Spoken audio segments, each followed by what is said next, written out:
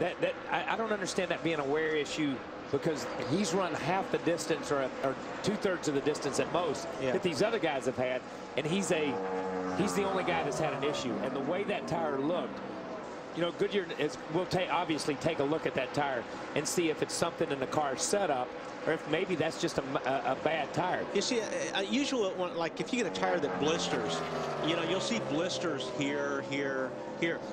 This thing just came apart. That's really unusual to see a tire, you know, to do that. He could have even run over something. It just looks like it unwound. Yeah. When you look at like it, a retread. Like a retread. It's like the inside cap came off the inside of the tire. But these guys run a lot of static camber. They run a lot. They run really stiff in the front, as you see Tony's car bounce up the racetrack. So that it's really, really hard on the Goodyear tires. We've run 2 races here with the nationwide race and now with the Cup race, and really nobody's had any tire issues that I know of. Maybe some teams have had some, but I thought the Goodyear tire that they brought has been a phenomenal tire here. Saw Tony Stewart go around Martin Truex Jr. Smoke, who started inside the top 5 tonight, had a pit road miscue that put him outside the top 15. He's in position now, being scored in the 8th position.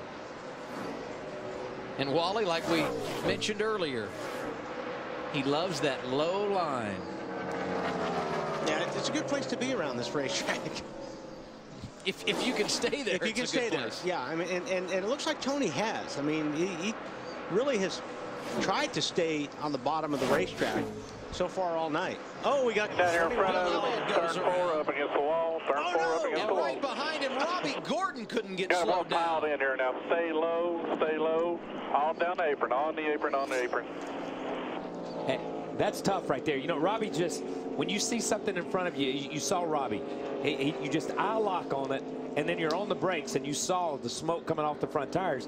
And when the smoke coming off the front tires, the car's never going to turn. It's never going to turn. Yeah. People that drive on ice and on snow, they know that. You got to let the front tires roll, and they've got to be able to turn. Robbie had them locked up, and there was nothing he could do, and the 21 car was just sitting there.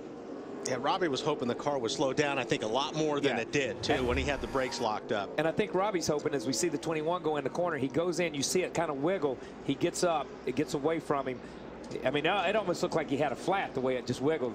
And he was loose way early into the car. He got loose getting in. Since Robbie's locked up, I think Robbie was hoping the 21 would go down the racetrack. Yeah. And the 21 was slow enough that he just stopped. You can't go. You see, actually, the car was going up a second ago. Yeah. Boy, he clobbered him. Yeah, he did. That's a hard hit right there.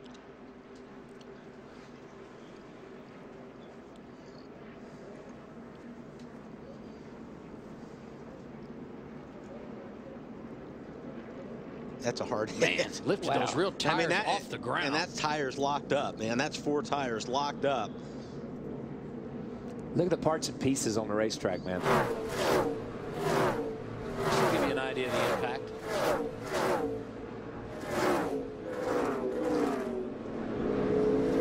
Wow. That's tough. And you saw the right side of Bill's car. Bill had already been in the wall a little bit, so Bill might have had a tire going down. Bill got about 3 on the 21. Watch Bill. 30 back to the lead. He got loose right way early, man. Yeah. Way early. That thing wiggles as soon as he makes a left turn. Caution for us, bud. As soon as he makes that turn, that thing wiggles in the corner, and he chases it up. The racetrack runs out of room, and then he's just sitting there. And I really believe most times, as a driver, most of the time on a banked racetrack, you assume that car is going to go to the bottom of the racetrack. Well, you always hear the saying that you aim for the crash because it won't be there by the time you get there. And I think Bill had already slowed down enough and bounced off the wall that he was just slow enough that he could stop. These things are banked, what, 18 degrees or something in that range, and that the 21 car just stopped there. And Robbie aimed towards the wreck, but the wreck was still there when he got there. Both drivers, as you saw, able to walk from their cars and get in the ambulance. And Kevin Harvick on pit road, big adjustments coming here. Well, I think that it looks like they're going the carburetor. I think they were having some issues with the fuel pump, or there was some kind of issue with the fuel. They may be changing a carburetor. I can't see what they're doing. But okay, we're they're getting saying a it's a fuel pump issue. Yeah. Larry? Yeah, I want to go back to the 48 car situation. The one thing that caught my ear was Matt Yoakum said earlier in the race that they had some wear problems on the inside the right front. Now, one thing that teams will do at any racetrack to help a car to turn has to do with the front end settings. It's called camber. And what you do to really help the car turn, you'll take and you'll lean this right front tire in at the top. That's called negative camber. The way you do that is with shims here at the A-arm. Well, what really magnifies camber and will cause a wear issue is the car travels. That even kicks more negative camber in it. Sometimes it helps the car turn, but you certainly can wear the inside of that right front tire out. You know, Larry, how many laps did he have on that tire?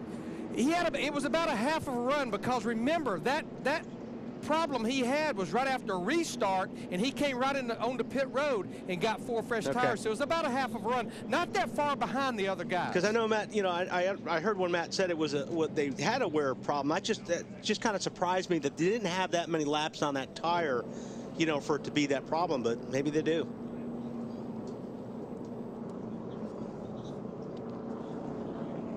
Kevin Harvick, sitting on pit road, has now gone 2 laps down to the leaders. And when the caution came out, it was Sam Hornish Jr., the first car 1 lap down, so he will receive the free pass. Sam in the 25th position. And there's 6 cars 1 lap down. We talk about Jimmy Johnson being 2 laps down. You talk about Kevin Harvick. They're not in line for the lucky dog. They got to race their rear end off, make one of those laps up on their own to get in line for the lucky dog. That's a tough thing to do against a field like this. Yeah. What's even more miserable for Kevin Harvick tonight, that his 2 teammates, Clint Boyer and Jeff Burton, being scored inside the top 5. Under caution for the 4th time here this evening. The cleanup continues for the accident when Bill Elliott got turned around and was knocked out of shape by Robbie Gordon.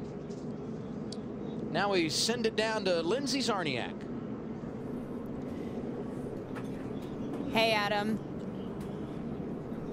Race recap here for you. Started out not too eventful, but Jimmy Johnson takes the lead right away from Jamie McMurray. Jamie McMurray not even to lead a lap, the pole sitter. Jimmy's car had been dominant. Lap 93, misses coming down into the pit. Look at Jimmy. Missed opportunity there. Jimmy Johnson will have problems later on also. Lap 137. This, though, an incredible save. Jimmy Johnson almost loses control, careens around the grass.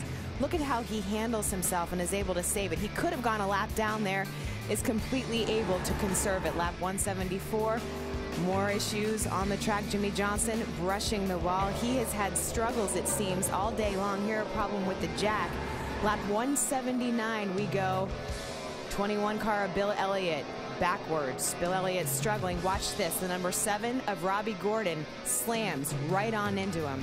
That is why we are under caution right now. Caution number 4, a hard hit brought out by Robbie Gordon, banging into the 21. Adam Alexander. Thank you, Lindsay. They're pulling Bill Elliott's car away. Nice job by the safety crews of cleaning up the incident over here in turn number 4. And now an opportunity for drivers to come down pit road and take one more step at getting it dialed in for the stretch run. And when they hit the pit lane, it will be Jeff Gordon that leads the way. David Rudiman, Clint Boyer, Jamie McMurray, and Jeff Burton, the top 5. Phil Parsons. Adam, David Rudiman will bring his Toyota down pit road from the 2nd position. He said, I'm a little free in. So Rodney said he's going to take about a half a pound of air out of the right rear tire, Ralph. Half a round out of the track bar for the 33 of Clint Boyer to help free him up. They're going to get all the gas in they can from Brian Smith. He was down to the final 3.5 gallons, Marty. Jeff Gordon, top of your screen, the leader. They took a big swing at it last time. They hit a home run. Gordon loved the changes. Doesn't want any changes here. A small piece of tape will go on the front end. That's it, Matt. The right side of your screen, the first pit stall, the McDonald's car, Jimmy McMurray, down 1 round on the track bar to try to tighten up this Chevrolet. The car was just way too free. He dropped back to 4th before the stops. And Matt McMurray gets one of them back on pit road. He's up to 3rd. Boyer gained a position as well. That because David Rudiman dropped back to 4th. Biggest loser on that exchange, Jeff Burton. And as you can see, Jeff Gordon holds serve. He came in the race leader. He exits the same. 183 laps complete at Chicago. under caution for the 4th time tonight. You're watching NASCAR on TNT.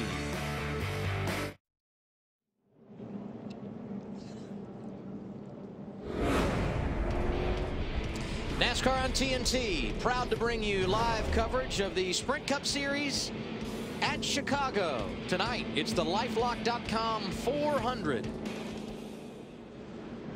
The race leader is Jeff Gordon.